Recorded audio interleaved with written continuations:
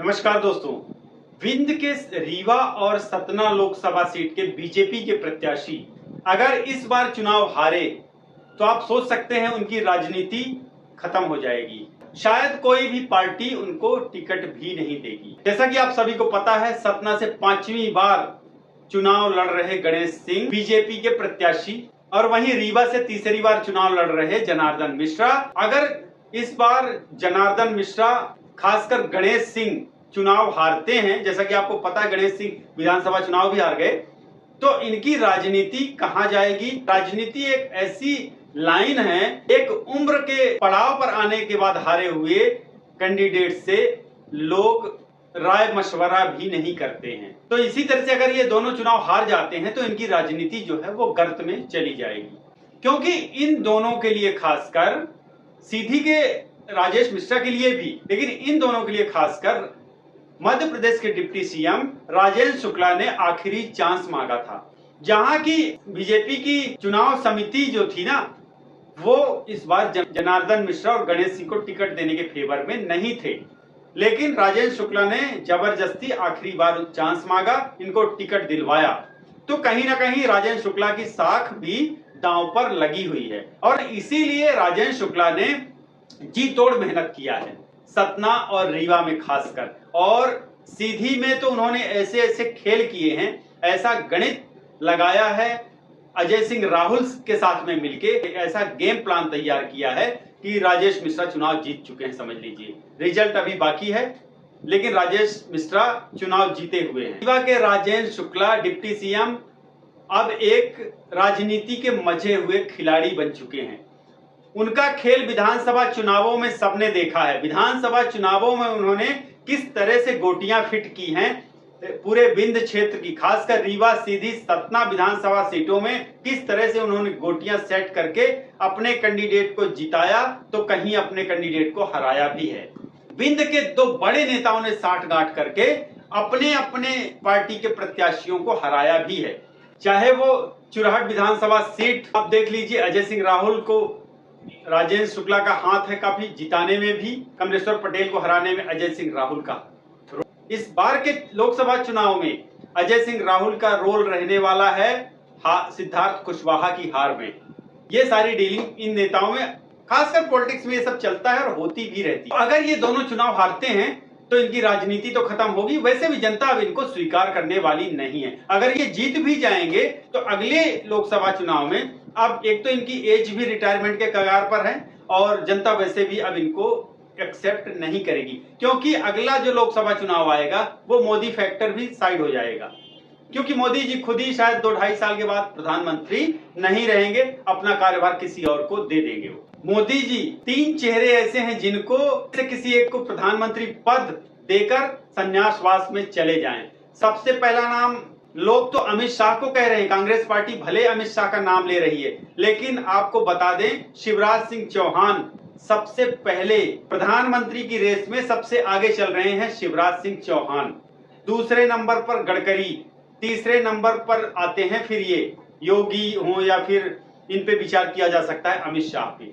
फिर जैसा कि मोदी जी चमत्कार करते हैं, किसी ऐसे चेहरे को, नए चेहरे को ही लाके बिठा दें, वो बात अलग है। किसी भी लीडर की अपनी एक छवि होती है, जनता के बीच में उनकी अपनी एक छवि होती है, लेकिन गणेश सिंह ने अपनी कोई भी छवि, पॉजिटिव छवि की बात कर रहा हूं मैं, कोई भी छवि नहीं बनाई आज तक।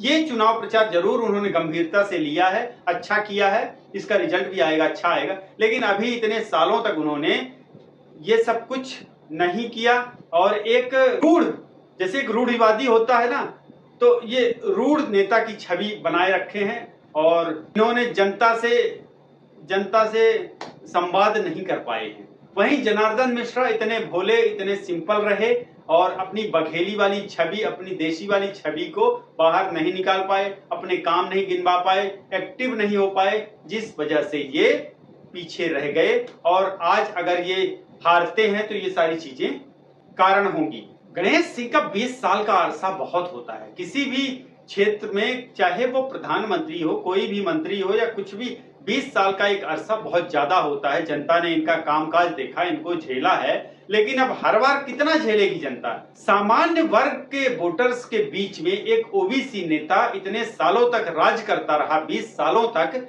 सतना में सामान्य विंध्य क्षेत्र में ही, जहां की ब्राह्मण, क्षत्रिय, वैश्य इन लोगों की संख्या बहुतायत में है, वहां एक ओबीसी नेता पटेल, गणेश पटेल जैसे नेता 20 साल तक सिक्का जमाए बैठे रहे। ये मामूली बात नहीं है। लोगों ने, जनता ने इनको खूब झेला है, और उस पर भी अगर इनकी आंख नहीं खुली तो फिर ये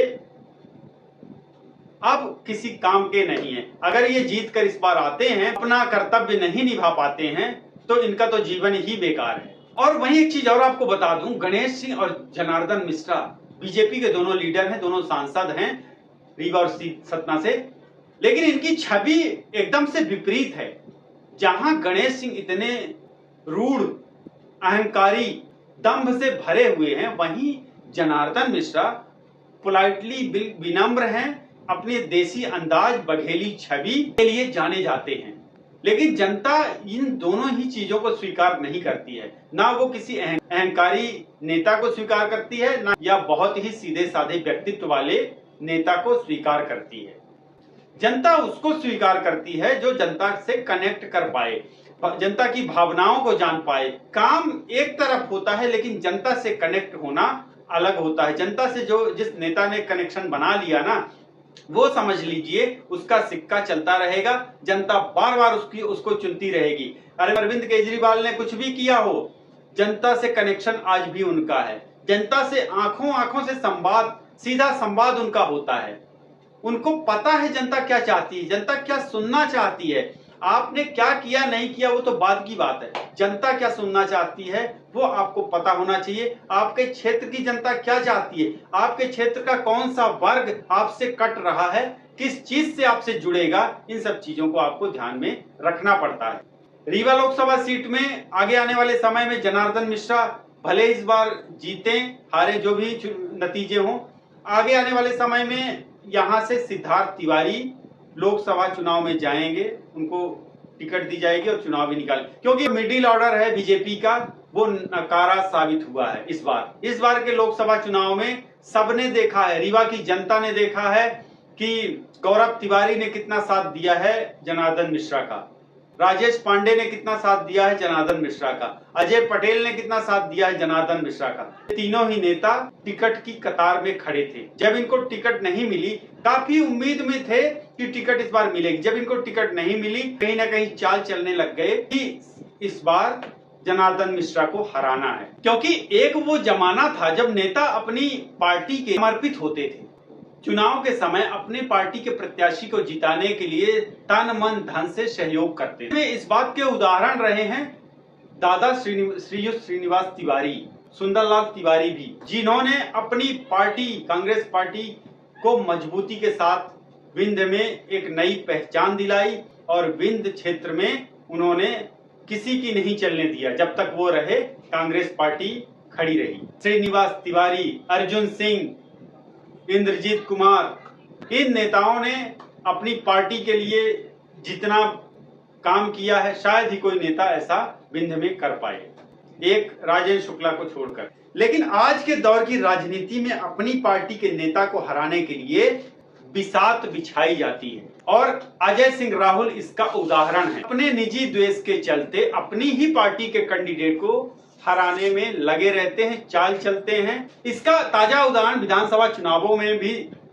आपने देखा होगा। अजय सिंह राहुल ने किसी भी प्रत्याशी का, कांग्रेस पार्टी के किसी भी प्रत्याशी का सपोर्ट नहीं किया, और जिसका किया, जिसको टिकट दिलवाई, उसका सपोर्ट किया, लेकिन वो चुनाव हार गए। लोकसभा चुनाव में सीधी के कमलेश्वर पटेल और सतना से सिद्धार्थ कुशवाहा, इन दोनों की हार का कारण भी शायद, क्योंकि अजय सिंह राहुल अब रीवा मध्य प्रदेश के डिप्टी सीएम राजेंद्र शुक्ला से मिल चुके हैं, और इन दोनों का गेम प्लान चलता है। विंध्य में इन दोनों की चलती है अपनी अपनी पार्टी में। बने रहिए चैनल पर, चैनल को सब्सक्राइब कर लीजिए, वीडियो को लाइक करें, शेयर करें, कमेंट बॉक्स पर आप भी लिखिए अपने विचार और बताइए विंध्य क्षेत्र की राजनीति के बारे में, रीवा सीधी सतना की राजनीति के बारे में। बहुत बहुत धन्यवाद। नमस्कार।